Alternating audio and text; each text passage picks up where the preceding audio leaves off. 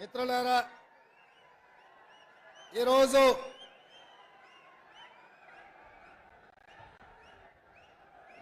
May Day మీ శ్రమను మీ చెమటను దారబోసి మీ కండరాలను కరిగించి పారిశ్రామిక రంగంలో ప్రపంచ అభివృద్ధిలో కార్మికులు త్యాగాలు చేసి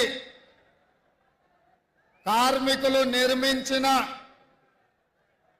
కార్మికుల త్యాగాలతో కార్మికుల పోరాటంతో ఏర్పడ్డ ఈ తెలంగాణ రాష్ట్రంలోని సింగరేణి కార్మికులు, ఆర్టీసీ కార్మికులు, విద్యుత్ కార్మికులు, మా రిక్షా ఆటో కార్మికులకు అందరికీ కూడా మేడే శుభాకాంక్షలు తెలియజేస్తున్నా.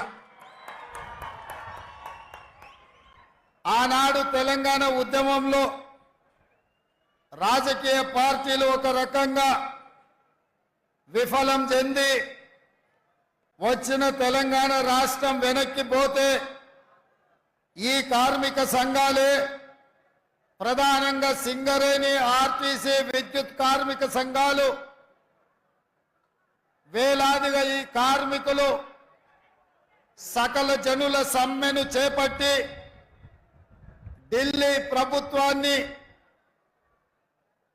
ఒప్పించి మెప్పించి తెలంగాణ రాష్ట్రాన్ని సాధించి ఈరోజు మనం సగర్వంగా కోరుట్ల జగిత్యాల గడ్డ మీద నిలబడి మాది తెలంగాణ రాష్ట్రం అని చెప్పుకుంటున్నామంటే ఈ కార్మికుల యొక్క త్యాగాలు, ఈ కార్మికుల యొక్క సాహసోపేతమైన పోరాటాలతో ఈరోజు తెలంగాణ రాష్ట్రం ఏర్పడ్డది. మిత్రులారా, నిజామాబాద్ పార్లమెంటు నియోజకవర్గం నుంచి పెద్దలు జీవన్ రెడ్డి గారిని, శ్రీమతి సోనియా గాంధీ, శ్రీ మల్లికార్జున్ ఖర్గే గారు, శ్రీ రాహుల్ గాంధీ గారి ఆదేశాల మేరకు కాంగ్రెస్ పార్టీ అభ్యర్థిగా ఈ ఎన్నికల రంగంలో తెలంగాణ కాంగ్రెస్ నిలబెడితే ఈ కార్యక్రమాన్ని జిల్లా పార్టీ అధ్యక్షుడు అడ్లూరి లక్ష్మణ్ గారి అధ్యక్షతన పెద్దలు మిత్రులు శ్రీధర్ బాబు గారు, మిత్రుడు మంత్రివర్యులు పొన్నం ప్రభాకర్ గారు, పెద్దలు సుదర్శన్ రెడ్డి గారు, మహమ్మద్ అలీ షబ్బీర్ గారు, భూపాల్ రెడ్డి ఎమ్మెల్యే గారు, జిల్లా పార్టీ అధ్యక్షుడు మానాల మోహన్ రెడ్డి గారు, మా మిత్రుడు ఎమ్మెల్సీ కార్యనిర్వాహక అధ్యక్షుడు మహేష్ గౌడ్ గారు, అదేవిధంగా సిపిఐ రాష్ట్ర జాతీయ నాయకులు చాడా వెంకటరెడ్డి గారు, వేదిక మీద చాలా మంది పెద్దలు, రాష్ట్ర పార్టీ నాయకులు, జిల్లా పార్టీ నాయకులు, మండల పార్టీ నాయకులు, గ్రామ శాఖ అధ్యక్షులు, ప్రాణ సమానులైన కాంగ్రెస్ పార్టీ కుటుంబ సభ్యులందరి కూడా, అదేవిధంగా ఇక్కడి కాంగ్రెస్ పార్టీ మొన్న ఎన్నికల అభ్యర్థి మీ అభిమాన నాయకుడు జువ్వాది నరసింహరావు గారికి అందరికీ కూడా మనస్ఫూర్తిగా అభినందనలు, కృతజ్ఞతలు. మిత్రులారా, ఈ ఎన్నికలు ఆషామాషి ఎన్నికలు కాదు. 17 సార్లు ఈ దేశంలో పార్లమెంటు ఎన్నికలు జరిగినాయి. ఇప్పుడు జరగబోతున్న ఎన్నికలు 18వ పార్లమెంటు ఎన్నికలు. ఈ 18వ పార్లమెంటు ఎన్నికలకు గతంలో జరిగిన ఎన్నికల కంటే భిన్నంగా ఎంతో ప్రత్యేకమైన పరిస్థితులు ఈరోజు దేశంలో నెలకొన్నాయి.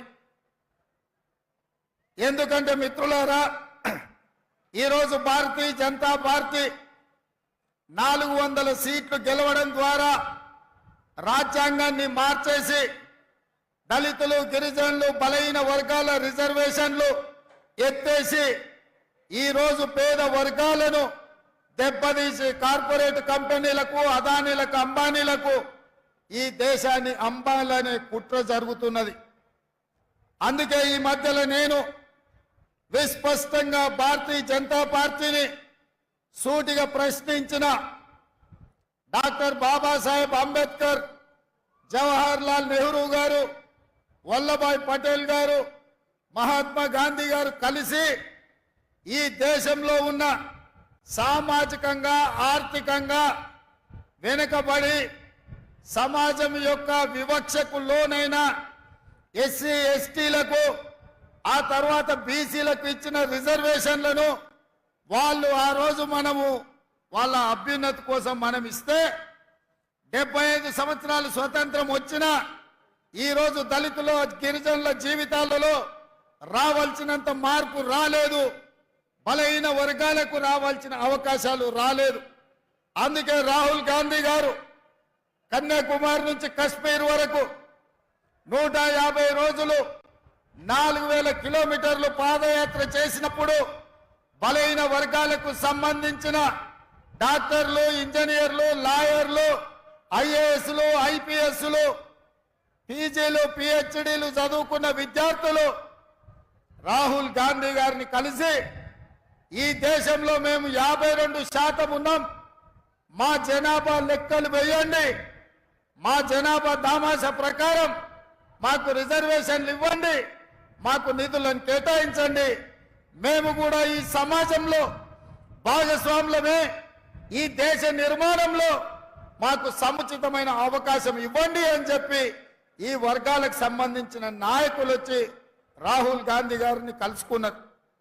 కాంగ్రెస్ పార్టీ సామాజిక స్పృహతోటి సామాజిక న్యాయం చెయ్యాలన్న ఆలోచనతోటి రాహుల్ గాంధీ గారు స్పష్టంగా తెలంగాణ రాష్ట్రంలో కాంగ్రెస్ ను అధికారంలోకి తీసుకురండి, తప్పకుండా బీసీ జనాభా లెక్కలు కట్టి మీకు నిధులు నియామకాలకు అవకాశాలు కల్పిస్తామని మాట ఇచ్చారు. ఆ మాట ప్రకారం ఇవాళ ఈ దళితులు, గిరిజనులు, బలహీన వర్గాలు కాంగ్రెస్ కు అండగా నిలబడి 10 సంవత్సరాలు తెలంగాణ రాష్ట్రాన్ని పట్టి పీడించి ఈ రాష్ట్రాన్ని సర్వనాశనం చేసి 10 ఏళ్లలో 100 ఏళ్లకు సరిపోయే విధ్వంసం చంద్రశేఖరరావు చేసి ఈ రాష్ట్రాన్ని దోసుకుంటుంటే మీరందరూ కలిసికట్టుగా అండగా నిలబడి ఈనాడు ఇందిరమ్మ రాజ్యాన్ని, కాంగ్రెస్ ప్రభుత్వాన్ని తీసుకొచ్చింది. మరి ఇవాళ నేను అడుగుతున్న మిత్రులారా, మా బలహీన వర్గాల సోదరులను నేను అడుగుతున్నా, మా దళితులను, మా గిరిజనులను నేను అడుగుతున్నా, మీ అండతోని, మీ ఆశీర్వాదంతోని ఇవాళ ఈ తెలంగాణ రాష్ట్రానికి ముఖ్యమంత్రిగా బాధ్యతలు చేపట్టిన నేను, మా మిత్రుడు శ్రీధర్ బాబు గారు, మా మిత్రుడు పొన్నం ప్రభాకర్ గారు ఈరోజు బలహీన వర్గాలను, జనాభాను లెక్క పెట్టండి అని మంత్రివర్గంలో పాస్ చేసినాం, శాసనసభలో తీర్మానం చేసినాం, దానికి సంబంధించి నిధులు కేటాయించినాం. అదేవిధంగా సమాజంలో మైనారిటీలు పూర్తి స్థాయిలో వివక్షకు లోనవుతున్నారని ఆనాడు షబ్బీర్ అలీ గారి నేతృత్వంలో డాక్టర్ వైఎస్ రాజశేఖర రెడ్డి గారు మైనారిటీలకు కూడా 4% రిజర్వేషన్ ఇచ్చి వాళ్ళు కూడా ఈ దేశంలో భాగస్వాములే, ఈ దేశంలో వాళ్ళకు కూడా న్యాయం జరగాలి అని నిర్ణయం తీసుకున్నారు. ఇట్లా కాంగ్రెస్ పార్టీ దళితులు, గిరిజనులు, బలహీన వర్గాలు, మైనారిటీలకు రిజర్వేషన్లు ఇచ్చి నిధులు కేటాయించి వాళ్ళ అభ్యున్నతి కోసం పనిచేయాలనుకుంటుంటే ఇవాళ బీజేపీ కుట్ర చేస్తున్న సోదరులారా, ఆ కుట్ర ఏందంటే చూసి ఉంటారు మీరు మోడీ గారి ఉపన్యాసాలు. ఇస్ బార్ 400 पार, हमें पूछा क्यों भाई आपको 300 पिछले बार मिले और इस बार भी कुछ कम उधर इधर 300 मिले तो सरकार बनाने वाले हैं, क्यों 400 मांग रहे हैं? तो भारतीय जनता पार्टी के लोग ये कह रहे हैं कि पार्लियामेंट में 2/3 मेजॉरिटी अगर उन लोगों को मिले तो वो संविधान को बदलने के लिए मौका मिलेगा. అంటే ఈసారి 400 సీట్లు వస్తే రాజ్యాంగాన్ని మార్చాలంటే పార్లమెంటులో 2/3 మెజారిటీ ఉండాలి. అందుకే 400 సీట్లు తీసుకొని రాజ్యాంగాన్ని సమూలంగా మార్చి రిజర్వేషన్లను రద్దు చేయాలని ఈ రోజు ఆర్ఎస్ఎస్ బీజేపీ కుట్రలో భాగంగా ఈ రోజు వాళ్ళు ప్రయత్నం చేస్తున్నారు. మరి నేను అడుగుతున్నా, మీకు రిజర్వేషన్లు ఇచ్చి, మీకు విద్యలో రిజర్వేషన్లు ఇచ్చి, మీకు ఉద్యోగాలలో రిజర్వేషన్లు ఇచ్చి, ఇవాళ మీకు రాజకీయాలలో రిజర్వేషన్లు ఇచ్చినందుకే అట్లూరి లక్ష్మణ్, కవంపల్లి సత్యనారాయణ, మేడిపల్లి సత్యం లాంటి వాళ్ళు ఎమ్మెల్యేలు విప్పులైన, దామోదర్ రాజ నరసింహ గారు మంత్రి అయినరు, బట్టి విక్రమార్క గారు ఉప ముఖ్యమంత్రి అయినరు, బలరాం నాయక్ గారు కేంద్ర మంత్రి అయిండు, సర్వే సత్యనారాయణ గారు కేంద్రంలో మంత్రి అయిండు. ఇవాళ ఉన్న ఫలంగా ఎస్సీ ఎస్టీ రిజర్వేషన్లు రద్దు చేస్తే వీళ్ళందరూ ఎక్కడికి పోవాలి? చదువుకుంటున్న పిల్లలు ఏం చేయాలని నేను అడుగుతున్నా. అందుకే నేనన్నా, కుదరదు, మీరు కుట్రలు చేస్తుండ్రు, మీ కుతంత్రాలను తిప్పి కొడతామని వాళ్ళ రహస్య ఎజెండా మీద నేను బహిరంగంగా మాట్లాడిన. భారతీయ జనతా పార్టీని ప్రశ్నిస్తే ఈ దేశ ప్రధానమంత్రి నరేంద్ర మోడీ, ఈ దేశ హోంశాఖ మంత్రి అమిత్ షా నా మీద పగబట్టి ఢిల్లీలో కేసు పెట్టిండ్రు. ఎవరయ్యా ఫిర్యాదుదారంటే కేంద్ర హోంశాఖను స్వయంగా పోయి రేవంత్ రెడ్డి బీసీలను, ఎస్సీలను, ఎస్టీలను జాగృతం చేస్తుండు, వాళ్ళ రిజర్వేషన్ల రద్దు మీద ఊరూరు తిరిగి ప్రచారం చేస్తుండు. ఆయనను అర్జెంటుగా అరెస్టు చేయాలని ఢిల్లీలో కేసు పెట్టిరు. నేను అడుగుతున్న మిత్రులు, ఒకవేళ నేను మాట్లాడింది తప్పైతే ఈడ బీజేపీ నాయకులు లేరా? ఈడ మీ ఎంపీ ధర్మపురి అరవిందే బీజేపీ కదా, పక్కన బండి సంజయ్ బీజేపీ కదా, ఆ పక్కన కిషన్ రెడ్డి గారు కేంద్ర మంత్రి కదా. తెలంగాణలో ఎందుకో కేసు పెట్టలేదు, ఎందుకో ఫిర్యాదు చేయలేదంటే ఈడీ, ఇన్కమ్ ట్యాక్స్, సిబిఐ కాదు, ఈ రోజు ఢిల్లీ పోలీసులను కూడా ఉపయోగించి మనల్ని భయపెట్టాలని చూస్తున్నారు. నేను అడుగుతున్న మిత్రులారా, ఇక్కడ చాలా మంది యువకులు 10 ఏళ్ళు చంద్రశేఖరరావు చేసింది ఇదే కదా. మన కార్యకర్తల ఆస్తులు ధ్వంసం చేసిండు, అక్రమ కేసులు పెట్టిండు, హత్యలు చేయించిండు. అయినా కార్యకర్తలు ఎవరు చంద్రశేఖరరావుకు లొంగలేదు, తిరగబడి చంద్రశేఖరరావును బొందబెట్టిరు. మొన్న జరిగిన డిసెంబర్ ఎన్నికల్లో కేసులకు భయపడతామా సోదరులారా? మీ సోదరుడు మీ రేవంత్ అన్న కేసులకు భయపడతాడా? చంద్రశేఖరరావు చెర్లపల్లి జైలుకు తోలితే భయపడ్డామా? చెంచల్గూడ జైల్లో బంధిస్తే భయపడ్డామా? తిరగబడి కొట్లాడినాం, కేసులు పెట్టినోని ఇవాళ పండబెట్టినాం, గోతి తీసి పాతి పెట్టినాం. నేను అదే మాట చెప్పదలుచుకున్న బీజేపీ నాయకులకు, మీరు ఢిల్లీలో పోలీసులు ఉండొచ్చు, ఈడీ ఉండొచ్చు, ఇన్కమ్ ట్యాక్స్ ఉండొచ్చు, సిబిఐ ఉండొచ్చు, మీ దగ్గర, నా దగ్గర 4 కోట్ల తెలంగాణ ప్రజలను, 50 లక్షల తెలంగాణ యువకులు ఉన్నారు. ఈ 50 లక్షల తెలంగాణ యువకులతోనే తెలంగాణకు వచ్చిన దరిద్రం, చీడను, పీడను చంద్రశేఖరరావును వదిలించినాం. మా వాళ్ళ దెబ్బకు చంద్రశేఖరరావు నడుము ఇరిగి బోర్ల బొక్కలు వాడి, బొక్కలు ఇరిగి బోర్ల పడ్డాడు. మరి ఇవాళ గుజరాత్ నుంచి వాళ్ళిద్దరు కూడా బయలుదేరి నిన్నటికి నిన్న మోడీ గారు వచ్చారు. ఆయన ఈ దేశ ప్రధానమంత్రి, ఆయనను గౌరవించాల్సిన బాధ్యత మన మీద ఉన్నది. ఒక ప్రధానమంత్రిగా, వయసులో పెద్దవాడిగా, 13 సంవత్సరాలు ముఖ్యమంత్రిగా, 10 సంవత్సరాలు ప్రధానమంత్రిగా చేసిన నరేంద్ర మోడీ గారిని, వయసులో చిన్నవాడిని, మొదటిసారి ముఖ్యమంత్రి అయిన వాడిని తప్పకుండా వారిని గౌరవిస్తా, వారు ఎదురుపడితే నమస్కారం కూడా పెడతా. కానీ నరేంద్ర మోడీ గారు ఈ దేశ ప్రధానమంత్రిగా కాకుండా గుజరాత్ వాడిగా తెలంగాణకు వచ్చి తెలంగాణలో మనల్ని తిట్టిండు, మనల్ని శాపించిండు, మనల్ని దెబ్బతీయాలని కుట్ర చేస్తున్నాడు. ఎవరైనా ఎన్నికలప్పుడు వస్తే ఈ ప్రాంతానికి ఏమి ఇస్తారో, ఈ ప్రాంతానికి ఏం తెస్తారో చెప్పాలి. ఇవాళ నిన్న అది చెప్పలేదు. గతంలో కాంగ్రెస్ పార్టీ బయ్యారం ఉక్కు కర్మాగారం ఇచ్చింది, దాన్ని రద్దు చేసిండు. రైల్వే కోచ్ ఫ్యాక్టరీ ఇచ్చిండు కాజీపేటలో, రద్దు చేసిండు.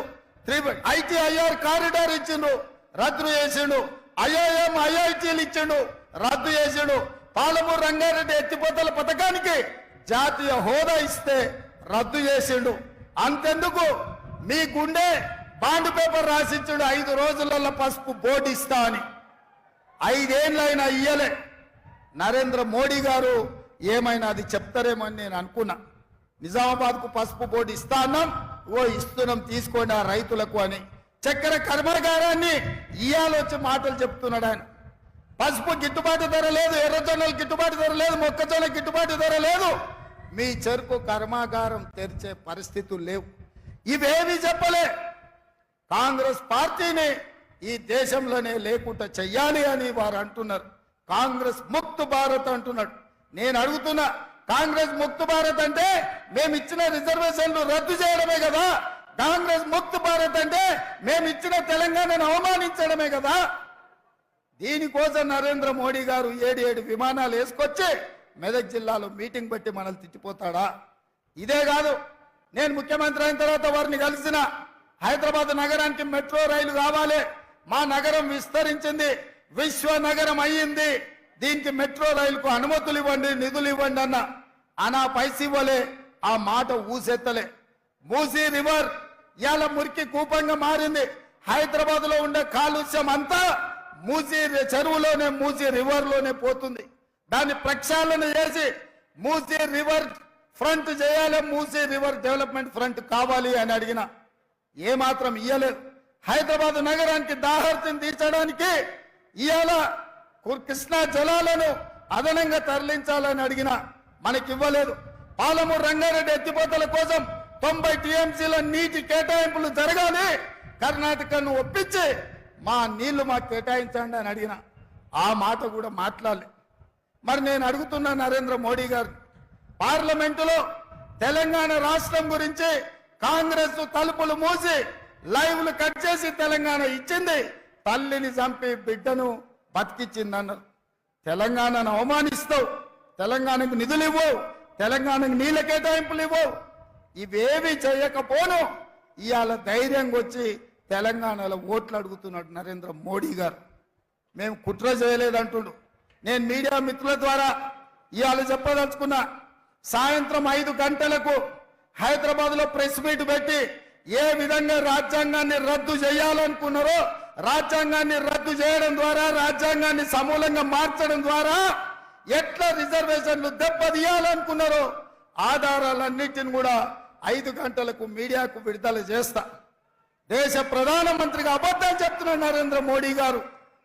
మీ స్థాయికి, మీ హోదాకు ఇది తగదు. ప్రధానమంత్రి గారు, మీరు మీ పార్టీ 2000 సంవత్సరంలోనే రాజ్యాంగాన్ని సమూలంగా మార్చడానికి కమిషన్ను నియమించిండ్రు, మీరు గెజిట్ నోటిఫికేషన్ ఇచ్చిండ్రు.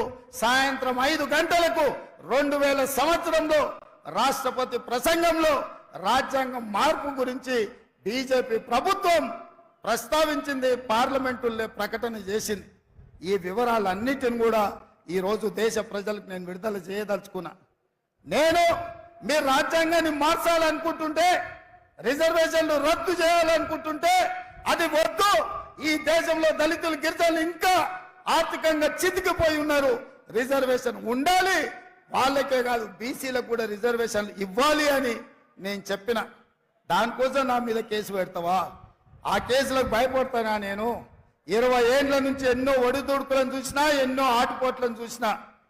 ఇవాళ మీరు అనుకుంటుందేమో గుజరాత్ నుంచి వచ్చి తెలంగాణ మీద పెత్తనం చేస్తామని.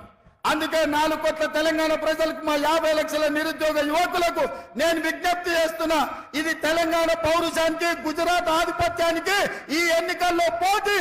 చూద్దాం తెలంగాణ పౌరుషం గెలుస్తుందో, గుజరాత్ ఆధిపత్యం గెలుస్తుందో నేను చూస్తా.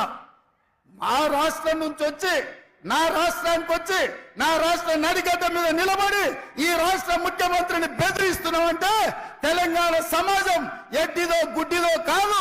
నువ్వు భయపడితే భయపడడానికి ఇక్కడ ఎవరు అమాయకులు లేరు. ఖబర్దార్ ప్రధానమంత్రి గారు, మీరు అనుకుంటుందేమో తెలంగాణ గడ్డ మీదకి గుజరాత్ నుంచి వచ్చి బెదిరిస్తామని. ఇది నా ఊరు, ఇది నా ప్రాంతం. నా ఊరికి వచ్చి నన్నే బెదిరిస్తావా? నేనేం మాట్లాడినా రిజర్వేషన్లు రద్దు చేయొద్దని అడిగిన, రాజ్యాంగాన్ని మార్చొద్దని అన్నా. ఒకవేళ నీకు నచ్చితే నా మాట విను, నచ్చకపోతే నా ఇష్టం. రాజ్యాంగం మారితే రిజర్వేషన్లు రద్దు చేస్తానే ప్రజల్ని ఓట్లు అడుగు, ప్రజలే తీర్పిస్తారు ఎవరి పక్కన నిలబడాలను. అంతే తప్ప మీరు ఆలోచన చేయండి సోదరులారా. పక్కూరోడు మన ఊరికి వచ్చి మన ఊరు చౌరస్తలు నిలబడి మనల్ని అవమానించే విధంగా మన ఊరు వాళ్ళను తింటూ ఊరుకుంటే మనం ఊరుకుంటామా? ఉంటామా? మనకేమన్నా విభేదాలు ఉండొచ్చు, మనకు భిన్నాభిప్రాయాలు ఉండొచ్చు, కానీ మన ఊరు గౌరవం వచ్చినప్పుడు ఊరంతా ఏకంగా వచ్చిన అవసరం ఉందా లేదా ఒక్కసారి ఆలోచన చేయండి. ఇవాళ నన్ను 1 తారీఖు నాడు అంటే ఇవాళ ఢిల్లీలో పోలీస్ స్టేషన్లో హాజరుగా మన హుకుం జారీ చేసిన అమిత్ షా గారు. ఏం దౌర్జన్యమయ్య ఇది? నేను ఇవాళ కోరుట్లలో మీటింగ్ పెట్టుకున్నా, సాయంత్రం కుక్కట్పల్లిలో పెట్టుకున్నా, ఆ తర్వాత శేర్లింగంపల్లి పెట్టుకున్నా, రేపు జగిత్యాలకు వస్తున్నా. నేనంట ఎన్నికల ప్రచారం అంతా మానేసి ఢిల్లీ పోలీస్ స్టేషన్లో రాజ్యాంగం ఎందుకు రద్దు చేస్తున్నారు, రాజ్యాంగాన్ని ఎందుకు మారుస్తున్నారు అని అడిగినందుకు ఢిల్లీ పోలీస్ స్టేషన్లో ముద్దాయిగా పోయి నేను హాజరు కావాలనంట. ఇదేనా మీ నీతి? ప్రధానమంత్రి గారు, మీకు ప్రధానమంత్రిగా బాధ్యత ఇచ్చింది ప్రజలు రేవంత్ రెడ్డిని పోలీస్ స్టేషన్లో వేయడానికేనా? ఇదా మీరు నేర్చుకున్నది? ఇట్లా భయపడి ఎంతకాలం మీరు రాజ్యాన్ని వెళ్తారు? ఇట్లా భయపట్టించి ఆధిపత్యం చెలాయించి అన్యాయంగా రాజ్యాలు ఏలాలనుకుంటే నిజాం నవాబ్కి ఏం గతి పట్టిందో కనుక్కోండి. రజాకర్ల పరిస్థితి ఎక్కడికి పోయిందో మీరు ఒక్కసారి తెలుసుకోండి. ఈ ప్రాంతం కొమరం భీం రామ్జీ గోండు, సర్దార్ సర్వాయి పాపన్న, చాకలి ఐలమ్మ, దొడ్డి కొమరయ్య లాంటి వీరులు ఏలిన ప్రాంతం ఇది. ఆ పౌరుషం మాలో ఉంది. మీరు భయపెడితే భయపడడానికి ఈడ ఎవరు సిద్ధంగా లేరు. మీరు 4 సీట్లు 5 సీట్లు తెలంగాణలో గెలుచుకోవాలంటే మమ్మల్ని భయపెడితే ఒక్క సీటు కూడా రాదు. మీరు చేసిన పని చెప్పుకోండి. మీ కార్యకర్తలు మీరు ఏంది మొనగాల్లో, మీరు మీ ఎంపీలు ఏం పని చేసిరో చెప్పండి. ప్రజల్ని ఒప్పించండి, ప్రజల్ని మెప్పించండి, తెలంగాణకు నిధులు ఇవ్వండి, తెలంగాణను అభివృద్ధి చేయండి. అప్పుడు తెలంగాణ ప్రజలు మిమ్మల్ని స్వాగతిస్తారు తప్ప భయపెట్టి మా మీద పెత్తనం చేయాలంటే నిజాంలకు రజాకర్లకు వచ్చిన గతే భారతీయ జనతా పార్టీకి పడుతుందని చెప్పి నేను ఈ సందర్భంగా తెలియజేస్తున్నా. మిత్రులారా, ఇవాళ మనం మెట్రో రైలు అడిగినాం, మనకేమిచ్చిండ్రా అంటే గాడిద గుడ్డి ఇచ్చిరు. అదొక్కసారి ఇక్కడ ఇచ్చిరు. సీనన్నకు అదొక్కసారి ఇట్లి ఒకటి జీవనాన్న గుడి, ఒకటి జీవనాన్న గుడి.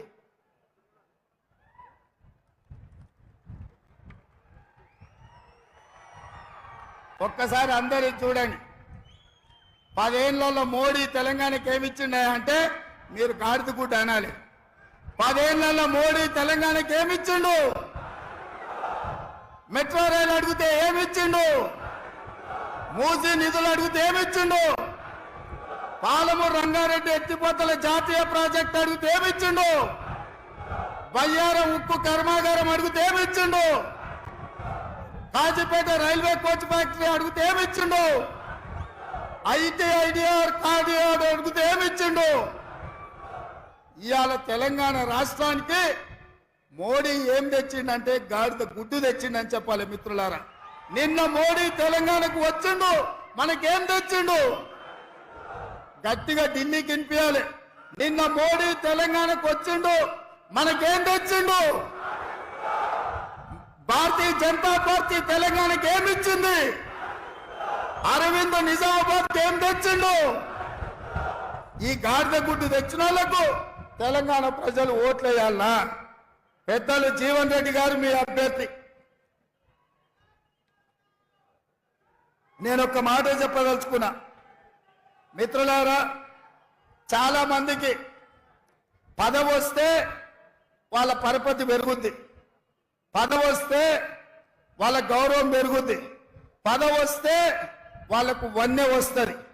కానీ పెద్దలు జీవన్ రెడ్డి గారు 1981లో సమితి ప్రెసిడెంట్ గా ఎన్నికైన కాడి నుంచి ఇయాలకి 43 సంవత్సరాలైంది.